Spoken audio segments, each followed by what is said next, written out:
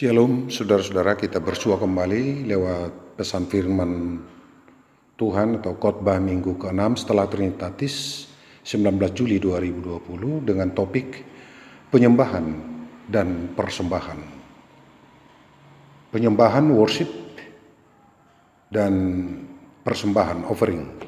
Dua sisi yang tidak terpisahkan. Saudara, ada 3 hari raya besar umat Israel. Itu nyata dalam pasal 16 ini, ayat 1-8, yaitu hari raya Paskah, yaitu peringatan keluarnya umat Israel dari Mesir. Dan kalau kita hubungkan dengan Yesus, Pesah, Paskah, melompat melewati, hanya dengan kekuatan Tuhan atau Yesus kita dapat dilewatkan dari kematian kepada kehidupan. Upah dosa ialah maut, tetapi kehidupan hanya anugerah Tuhan di dalam Yesus Kristus. Roma 6 ayat 23, itu Paskah. Yang kedua, hari panen, ayat 9-12, hari raya panen yang berhubungan dengan pertanian. Umat Israel merayakan sebagai hari sukacita, di mana Tuhan memberkati segala tanah, pertanian, dan tanaman yang mereka kerjakan. Orang Kristen saat ini merayakannya sebagai hari turunnya Roh Kudus. Ayat 13-17 itulah khotbah kita hari ini, yaitu Hari Raya Pondok Daun. Hari Raya Pondok Daun.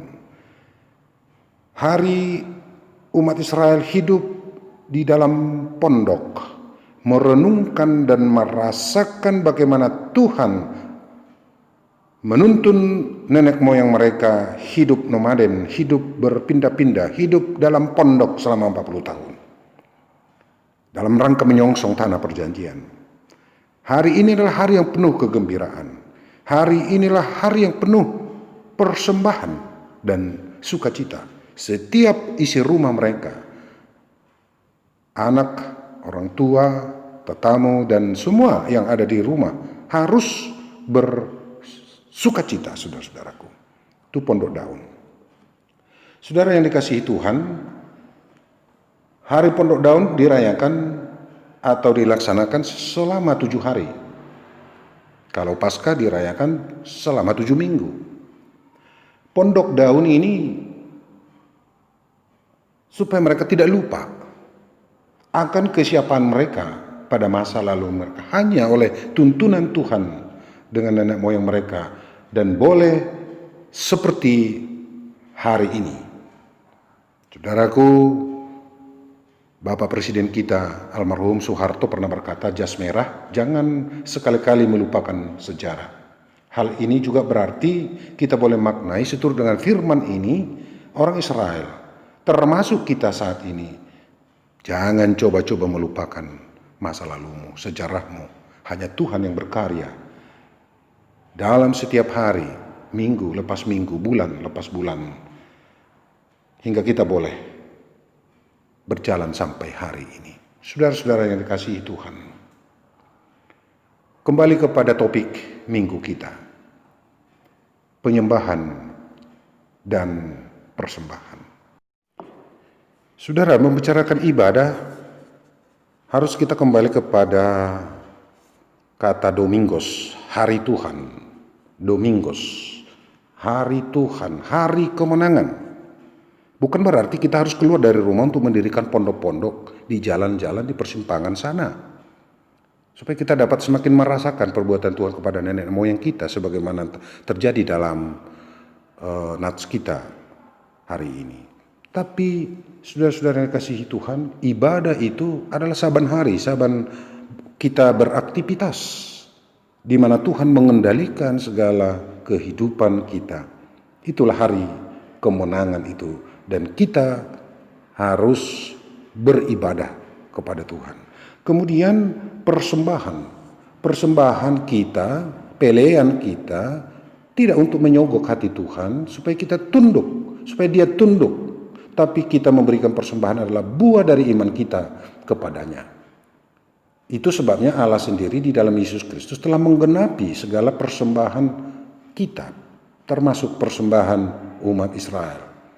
Dikatakan dalam Ibrani 9 ayat 14, betapa lebihnya darah Kristus yang oleh roh yang kekal telah mempersembahkan dirinya sendiri kepada Allah sebagai persembahan yang tak bercacat, akan menyucikan kita dari perbuatan-perbuatan yang sia-sia, supaya kita dapat beribadah kepada Allah yang hidup. Artinya saudara, hanya dengan darah Kristus kita dapat berdamai.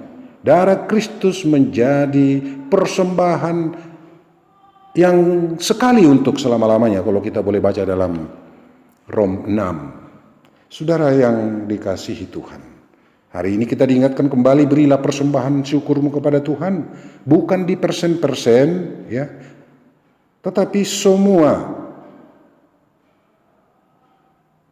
apa yang ada dalam diri kita, termasuk simpedes, investasi di bank, itu adalah milik Tuhan yang harus kita persembahkan.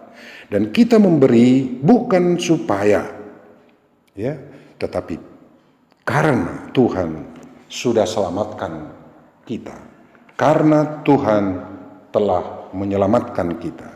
Soal kuantitas, soal jumlah, ini kita juga disapa dengan epistel kita, Injil Markus pasal 12, 41 sampai 44. Mengapa Yesus mengatakan persembahan janda yang 2 peser itu lebih besar dari persembahan orang kaya itu? Jawabnya, karena dia memberi seluruh hidupnya kepada Tuhan. Ya, catatan, karena dia memberi seluruh hidupnya, total hidupnya. Tetapi yang kaya itu memberikan dari sisa-sisa penghasilan mereka. Maka saudara-saudara yang dikasihi Tuhan, penyembahan dan persembahan dua sisi yang tidak terpisahkan. Menyembahlah kepada Tuhan dalam segala aktivitasmu, dan berilah persembahanmu sebagai buah syukurmu, imanmu kepada Tuhan. Kiranya Tuhan memampukan kita untuk semakin giat dalam persekutuan ini, dan memberikan persembahan kita kepada Tuhan bukan di persen-persen, tetapi apa yang ada seturut dengan hati nurani kita, sebagaimana perempuan janda yang memberikan 2 peser itu. Apa sih 2 peser kita? Adalah segala yang tergerak oleh iman kita, menjadi persembahan kita kepada Tuhan kita. Tuhan memberkati saudaraku sekalian, Tuhan memberkati kita semua. Shalom.